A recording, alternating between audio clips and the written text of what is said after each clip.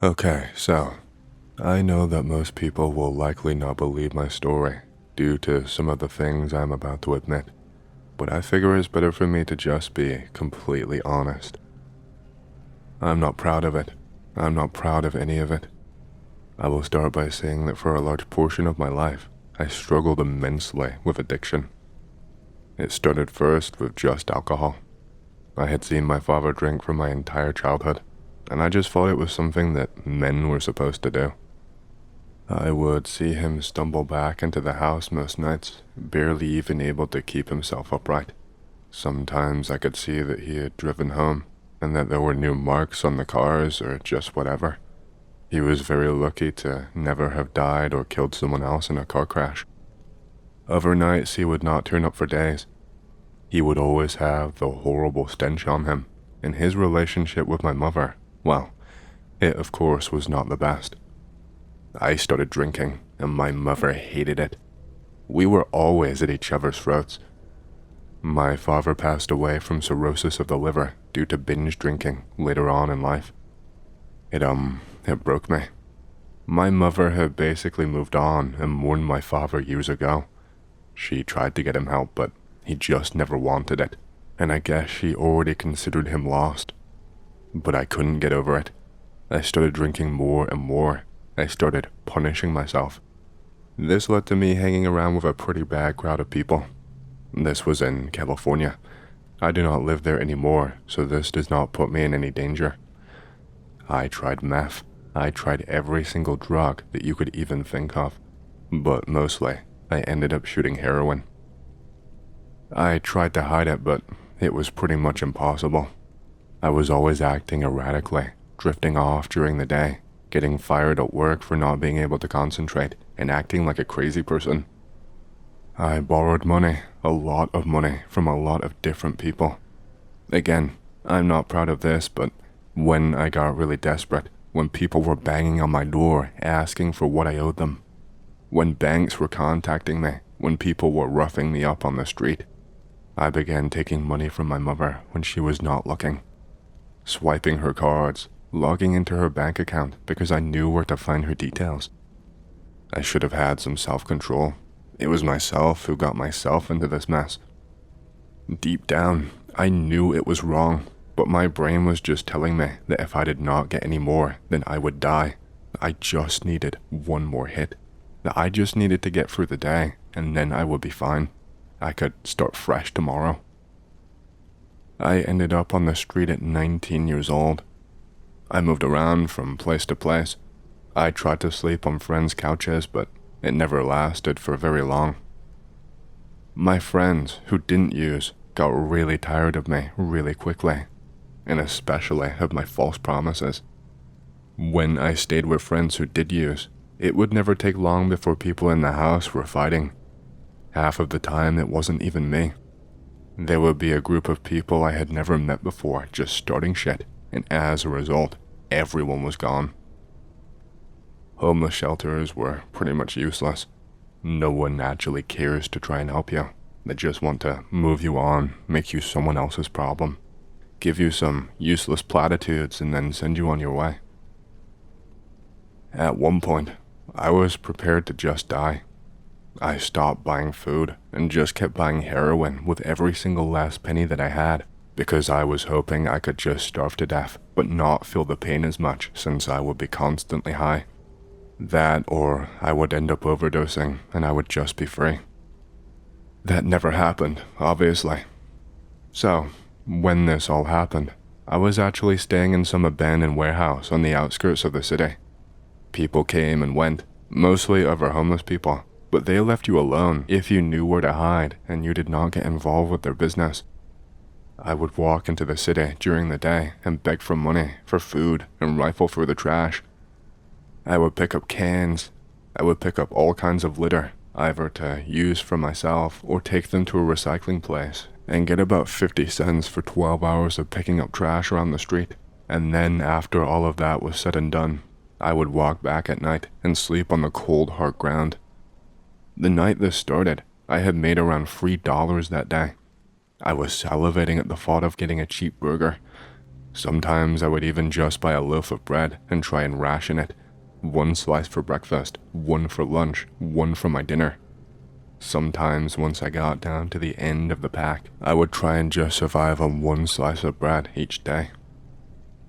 I was walking back just on a side street when I noticed that there was a car rolling pretty slowly down the street. It was a big, black car. One of those ones that are pretty high up into the air that you basically need a stool to help you climb into, if you're on the shorter side like me. It did not have its headlights on, and I was getting a little bit paranoid. All of the windows were tinted, I think. The car creeps up on me eventually, and the window rolls down. It's this man, wearing a snazzy looking black suit. He was wearing shades of some kind too. He asked me if I would like to make some money, and I just told him that I was not interested. I told him I was getting clean. There was another guy in the car, along with him, wearing pretty much the same getup, but I could not see into the back seat if there were more people than just those two. He looked a little bit annoyed and told me that it was nothing illegal. I said no, and then he said to me, "Don't worry, I'd be happy to drop you off back at your little warehouse up on X Street." I felt a chill run up my spine. How the fuck did he know where I was hiding out? I looked at the man, and I could see that he was reaching into his pocket for something, and I just started running. He shouted something at me while I ran. It trailed off, but he was saying something about paying me to do an important job. But once I ran off, I heard him shout out loud, "Don't make this harder than it needs to be." I heard a car door slam, and this man is now speed walking towards me. This street is pretty small and narrow, so I'm hoping I can turn a corner and run down an alley and just lose him. Maybe sprint off into a little patch of woods where he could not see me. My plans got instantly scuppered though. See, there was a car parked down at the end of the street by the opposite side of the road. It looked like a Volvo 240, and it was painted red, but all of the paint was chipped and peeling away. It almost looked like it had been abandoned there. But before I could get to the end of the road, its engine suddenly just roared to life, and it very quickly reversed, so that it was blocking the narrow road all the way across. I was so panicked, I did not know what to do. I tried to turn and run to an alley down to my left, but my legs and my brain were not communicating properly, and I slipped partially. Not all the way to the ground, but I had to use my hands to catch myself, so that I was almost in a position to run on all fours. By the time I got myself back up fully to my feet, I was being tackled to the ground. I was getting punch after punch in the ribs, and I heard 2 more car doors slam. Eventually, I could feel the burn on my skin as these men were dragging me across the asphalt onto the pavement and then down this dead-end alley. I thought I was about to die. What else could they have possibly wanted me for? I did not really see the faces of these men. I spent most of the time face down, wriggling with everything I had in order to try and get free. Eventually though, I just did not have the energy. They had kicked the fight out of me, and I felt rope being tied around my wrists pretty hastily, so quickly that it burned. I remember that one of them reached around and started prying my mouth open.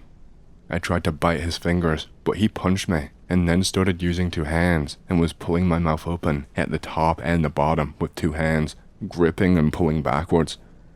He had something metal in his hands, and when I tried to bite, I hit this thing instead, and it hurt really badly. Then I felt another pair of hands forcing something down my throat. I tried to resist, but I couldn't. Whatever it was really powdery, and it tasted like chalk. The guy practically shoved his hand all the way past my uvula, and then they forced water into my mouth. I was basically waterboarded, and they did not let go until I reflexively swallowed. I remember being picked up and thrown into the back of a larger vehicle. I was not the only person in there from what I remember. Just before I blacked out, I think I recognized a face from around the area. I think he belonged to one of the homeless camps. There were at least 5 of us in the back of that vehicle, but I did not recognize any of the other faces. They were all wearing kind of tattered and horrible looking clothing though. All of them looked knocked out cold. It did not take long for my vision to go black too. When I finally woke up again, my limbs were burning, but I still could not see. I had something covering my face, and I just started screaming. I eventually heard heavy footsteps, like heavy steel-toed boots stepping on some kind of grating, and then I felt a smack right across my face. They ripped the blindfold away from my eyes, and then they tied it around my mouth. I had no idea where I was. It was like this little room made out of stone or brick. It wasn't massive, but the ceiling was quite high. It looked like it spiraled in its construction. When I looked upwards, it was like I was staring up from the bottom of a well, minus the sky. There was only darkness at the very top of the room. I was suspended in midair, tied to something. I'm not sure what I was tied to. All I knew was that my arms were outstretched from my sides all the way to the length of my wingspan, and my legs were chained to some kind of wooden structure and were spread far apart like I was doing jumping jacks. I was not the only one there. There was another person not far away from me, only he was still asleep. If my structure was the same as his, I am not kidding. We were attached to some kind of wooden cross-like structure. Only, it had all kinds of carvings and other markings on it, cloth draped over it too. None of it made sense whatsoever. A man eventually walked in, wearing surgical gloves and a face mask, like a doctor would wear. He had clothes that would be used in surgery, all sterilized and designed to be discarded after use. There were 2 other men in the room wearing suits. They had guns on their person. The only thing I could make out about the man wearing the surgical gear was his bright green eyes. They looked so unnatural, like he was wearing some of those colored contact lenses that you can buy for Halloween. He did not really speak all that much. He mostly just spoke to himself. It was like someone who had lost their mind, really, speaking underneath his breath about how we were going to have so much fun. But he was looking directly at the ground while he was saying this, and when he looked back up at me, I could see in his eyes that he was grinning. I don't know how much I should go into what happened to me, how much detail. It's all very difficult to relive, and it's not very nice to hear. I remember the first thing that happened is that I ended up having multiple needles jammed into my arm, into my neck, basically any key place where you could draw blood. He just kept drawing it from me with a syringe, saying that he needed to thin me out. He was just squirting it into some kind of a container with labels and measurements on it. He kept doing it again and again, and the site where he was piercing the needle was starting to burn. At some point, I felt really woozy, and he just stopped. The man who was chained up beside me, he woke up during all of this, and he just started going crazy. Neither of us could move very much due to the way that we had been restrained, but he managed to use his weight to move just enough. The needle was in his neck, and fuck. The needle actually snapped off while still inside his skin, and he just started screaming. And the man, the surgeon, I guess I will call him, he started getting really mad, screaming about how he was ruining the fun. And he took his fingers to where the needle was stuck in the man's neck, and he just started ramming the broken part of the needle in deeper, first with his fist and then something else. Again and again with more and more force until he was basically punching him in the neck in this spot. He was dead. He fucking killed him. He was just hanging limply from the thing that he was attached to, and his eyes were hanging wide open, and his tongue was just lolling from out of his mouth. The surgeon did not even care. He left him there to rot the entire time that I was there. His body was never removed. I remember that after this I was just sobbing. I had tears streaming down my face, and he came up to me, and he wiped one of them away, with his surgical gloves still on. He looked at me deep in the eyes, and he said to me, "Don't worry, just don't ruin it like him. They don't like it ruined. This is really going to help them. You were doing such a good job." It was like he was giving a little kid a pep talk. He was absolutely insane. I saw him look upwards and give a thumbs up into the corner of the room, and I finally noticed that there was something there blinking, some kind of a security camera. I had no idea how I did not notice it before now, which meant that there were more people here just watching me. I don't know how long I was in that room for. Maybe a week, I'm not sure. Maybe it was less than that. The surgeon kept on speaking to himself, saying how he had to purge me to see if my body would take. Those are the exact words that he said. I barely slept for any of those days. The burning of my muscles kept me awake and from properly drifting off. I lost all track of time in that place. There was just constantly a bright white burning light, and it made keeping track of the time or even what day it was impossible. I could have been in there for just 24 hours, or I could have been in there for a week. You could have told me that a year passed, and I would have to just believe you, because I could not tell. I remember the surgeon coming in each and every day and doing tests on me, testing my responsiveness and my reaction time with my eyes. Then he would feed me these pills. Mostly, they would just make me vomit. Every single day, he would feed me a pill that would make me vomit for minutes on end, so violently that I would have cramp in my chest, and everything would just feel tight. After the first day or so, I did not even have anything to throw up. I would spend minutes on end just dry heaving again and again and feeling something sticky stuck in my throat, but nothing would actually come out. It was the worst torture in the entire world. After the first day or so, they started turning up the heat in the room, to the point that I had sweat pouring down my face. The dead man beside me, he was starting to cook.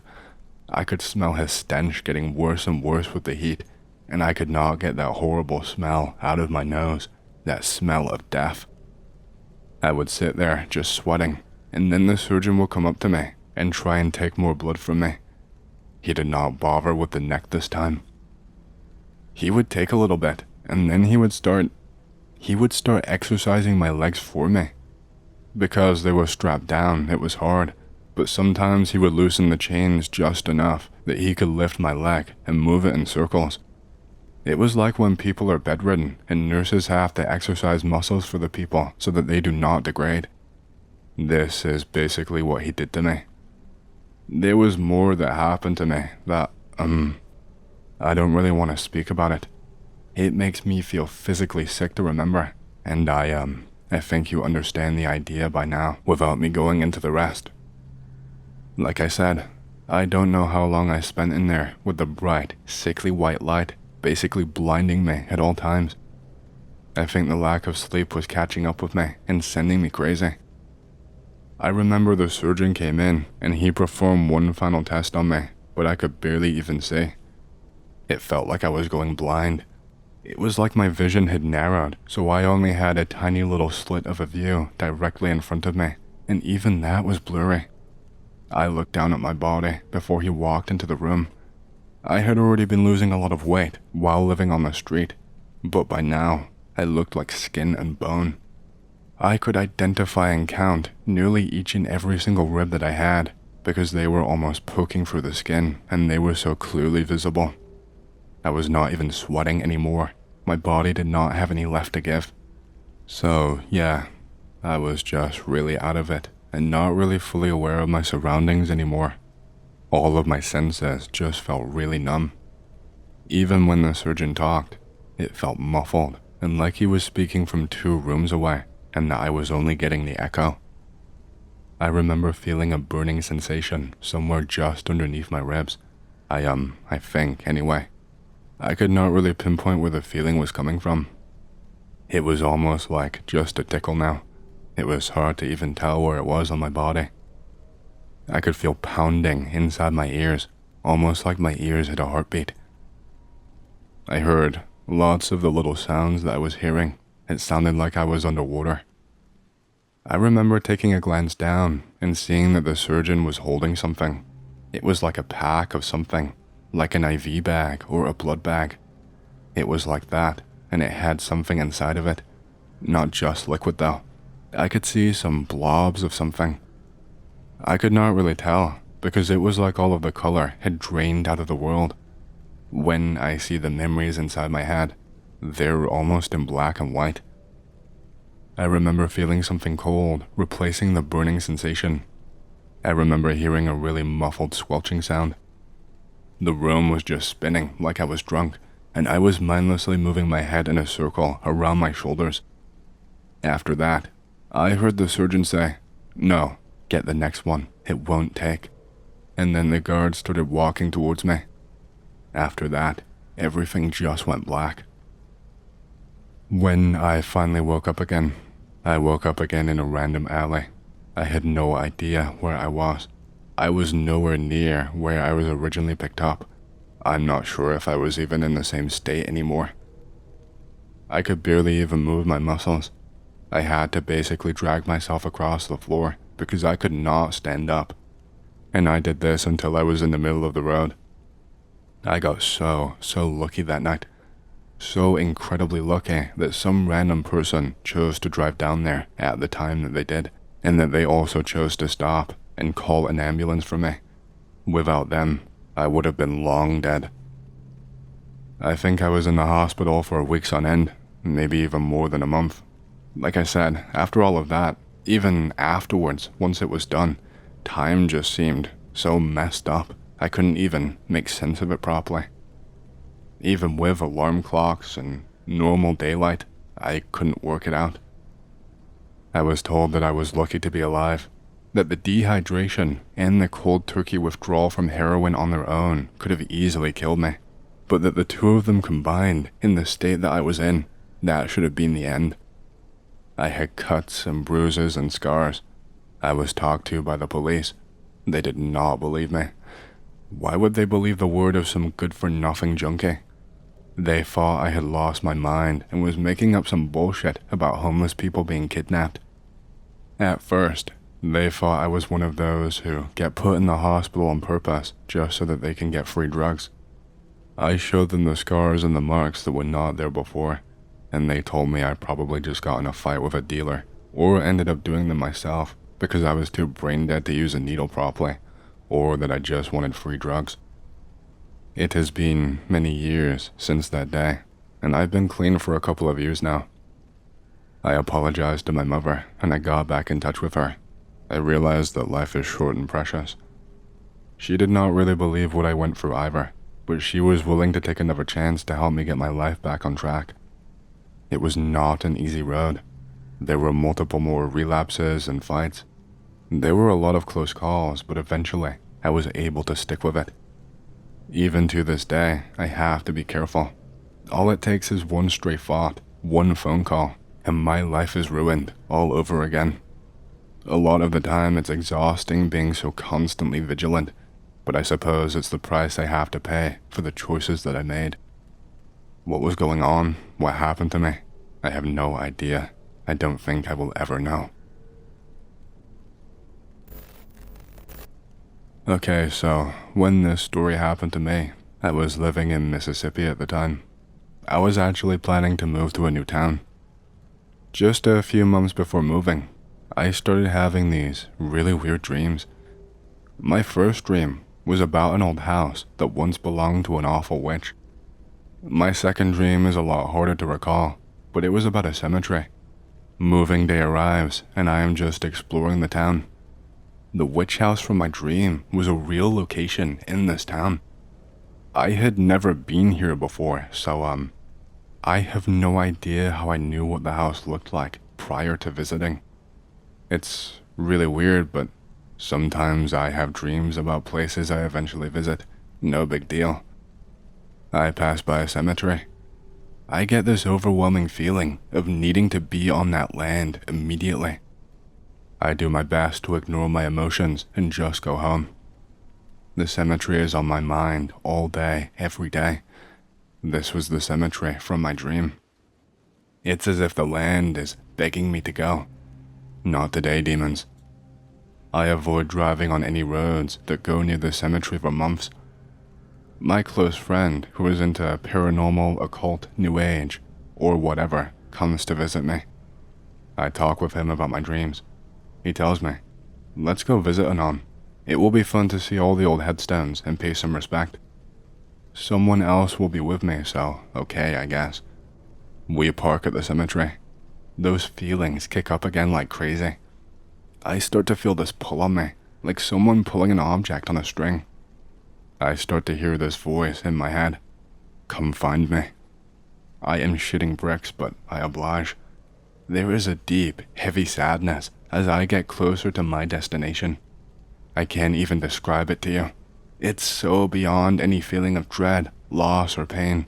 It was almost unbearable. We arrive at the topmost point of the cemetery, where a huge tree lies. A headstone that resembles a frog on a log is at the base of the tree. My body starts to break down, and I start to bawl like a baby. I manage to ask my friend to read the headstone. It's much too old to really see, but it appears to have been a young boy's stone. I cannot bear this pain. I have to leave. It's been years after this happened, and I still feel that pull to return to that damn cemetery. Okay, so I used to help out my mom with the garden. After she tragically passed away, I tried to keep up with it, maintaining the flowers, mainly lilies, pulling the weeds, etc. But her garden was enormous and way too much trouble if I'm honest, especially for someone who was working and could not come by that often. On a whim, I decided to leave an offering to the fairies, since I'd heard people talk about it once or twice and I'd read some legends. I wasn't expecting anything to happen, but I just thought, why not? So I pick up a bottle of good whiskey at the store, mainly for myself. I bake some fresh bread for that day. In the evening, I leave a little bit of the bread in the garden with a pat of butter on top. I pour out a little bit of whiskey too. Fast forward to that night. I dream that the house is covered in butterflies, the flowers too. The butterflies fold their wings gently like they are waving at me. Down below, in the garden bed, I find little moth people running over the soil. They see me and they chirp like birds. They point me to someone standing outside the garden, so I look upwards. It's my mom. She is wearing her favorite dress, standing in white light. She's smiling at me. All of a sudden, I wake up with a jolt. My alarm is blaring. I have overslept. I get the hell out of bed and I rush to get ready for work as quickly as possible. I am late now, but the dream is still going strong in my mind. I make time to leave another bit of bread in the garden. I pour out some more whiskey. I have been doing it ever since then. I still dream of the fairies occasionally, and of my mom. She seems pretty happy with the garden, and really, it takes care of itself for the most part. Okay, so when this happened to me, I was living in a pretty big house with my roommate and his girlfriend.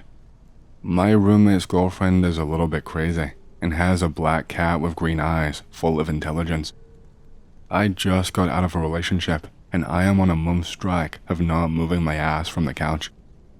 The cat seems to feel bad for me and brings me rats back from the garden nearly every single day, like he thinks I'm starving. One night, near 3 a.m., I am still on the couch in the dark. My roommate and his girl are at her place. The window on my left views directly onto the street without curtains. It's a calm night with a near full moon, so I can hear and see clearly. The black cat is not around. I don't care. He's a big boy. He does his own life. Suddenly, the doorbell rings. I shit my pants. I wait for a few seconds, and I see no movement in the street, nor do I hear any noise. The doorbell rings again. What the fuck? I call out my roommate's name while slowly walking in the dark towards the door. No answer. The door is made of heavy wood with a hazy glass and a round doorknob outside, and you have to push it hard because it scratches on the floor, and we never lock it when we are inside. I am still in the dark, a few meters from the door. I don't see any moving shapes or shadows through the glass. Suddenly, the door opens up and scratches on the ground right in front of me. I am instantly petrified. This fucking black cat slips inside and greets me with a meow. I run outside to check on both sides of the street, expecting to see my roommate or his girl or some people who saw the cat and open up the door for him. It's just an empty, silent street. I watch the round doorknob. I watch the heavy scratching door. I watch the black cat sitting still, just looking at me. My face went. That witch cat got a spirit to open up the door for him. I mean, there's no way he could have done it with just his weight.